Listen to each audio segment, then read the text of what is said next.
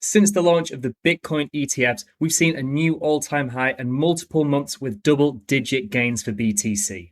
But if we use certain data from these funds, we can actually massively outperform Bitcoin.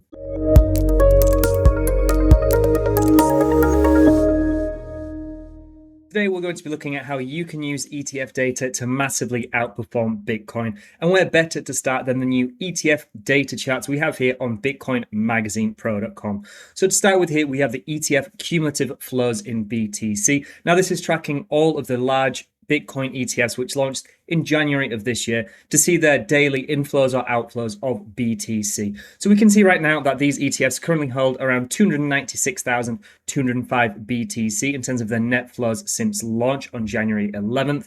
And we can also see multiple other data points we have here. If we just scroll down here, for site subscribers, we have the obviously cumulative flows in BTC, also in USD, as well as the daily flows as well, which can nicely help us see each single day to see if it's been a positive day for BTC institutional inflows, or if maybe these large-scale institutional and smart money investors are potentially removing their capital from the Bitcoin markets.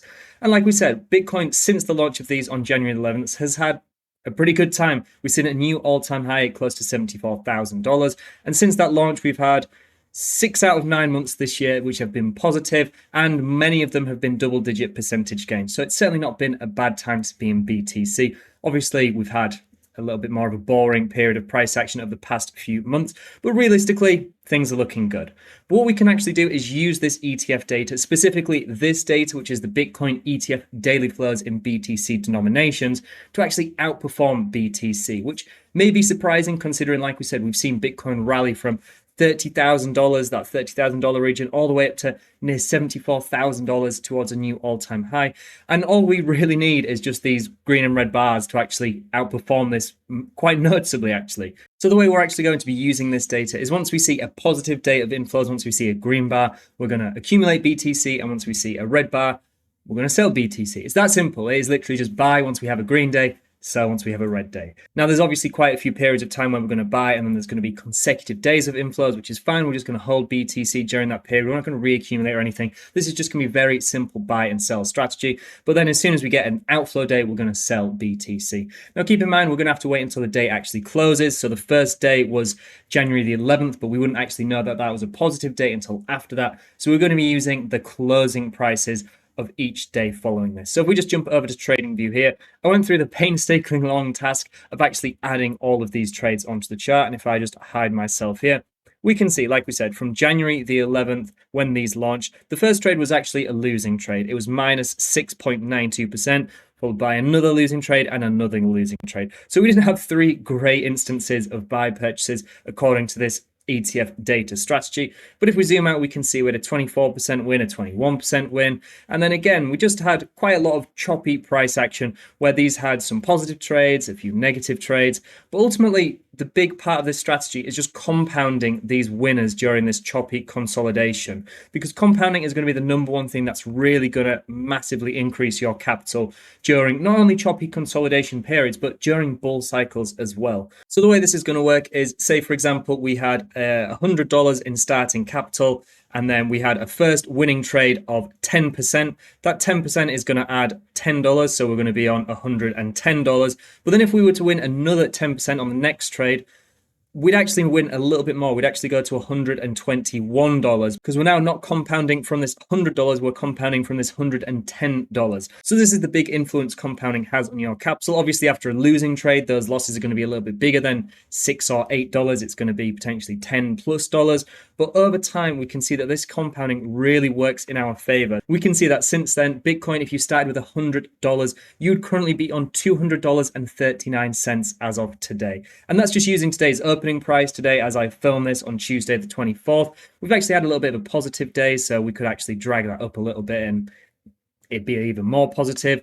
But really over 100% gains since January the 11th, which is pretty good. What we can actually see is since that first purchasing date here on the closing day of January the 11th, or the opening day of Friday the 12th, to current price action or today's open, it's a little bit messy here, but you can just see over there, it's 36.74% profit if you were to buy on the launch day or just after the launch date of the Bitcoin ETFs and hold until current day. So we've nearly tripled that performance with this simple buy and sell strategy. And again, if we were to take that same point to the absolute all-time high, it's only 59.16%. So I haven't quite doubled that, but considering how practically impossible it is to buy and sell at the exact cycle peak, the fact that we've been able to just use some very simple buy and sell signals on the daily time frame, just looking once a day, no stress, very easy, and massively outperform that is honestly a little bit surprising. Now, obviously, we can't be sure that this is going to be incredibly profitable going forward, but the data is kind of pointing towards that.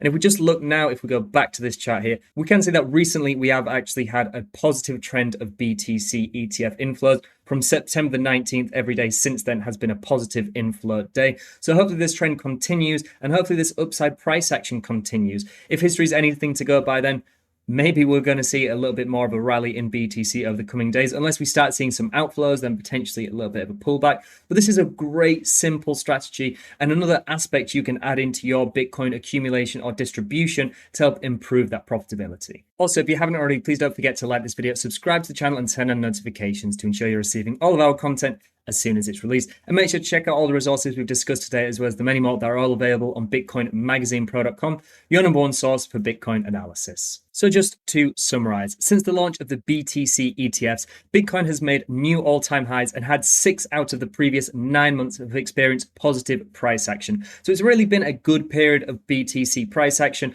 pretty much all of 2024. I know it's been pretty boring the past few months, but realistically we can't complain given the fact that we're in an early bull cycle, have already exceeded our previous all-time high, and have been positive in terms of price action a majority of the time. However, we can use one simple data point from these ETF flows that has actually allowed us to massively outperform just buy and hold BTC, or even buying and selling at the absolute peak of our recent up move, which is just accumulating Bitcoin following days of net inflows for these BTC ETFs and selling when we have days of outflows. That's it. That's simple. It doesn't need to be incredibly complicated, and you only need to really check the charts a couple times a day. And just following this has nearly tripled buy and hold and nearly doubled buying and selling at the exact peak. So definitely a strategy you should maybe consider, or at least something that you should consider adding to your arsenal of metrics for your Bitcoin buying and selling.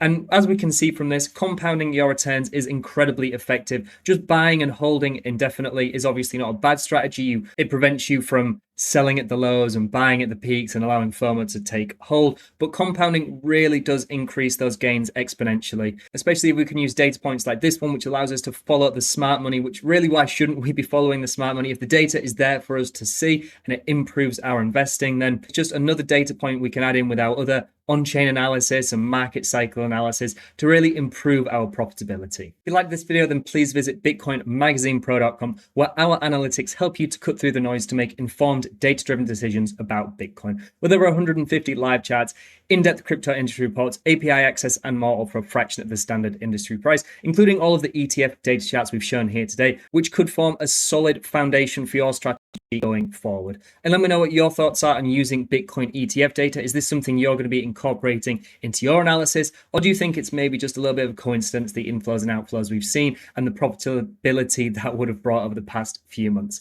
As I said, let me know. I look forward to reading and replying to them. Thank you all very much for watching, and I'll see you in the next one.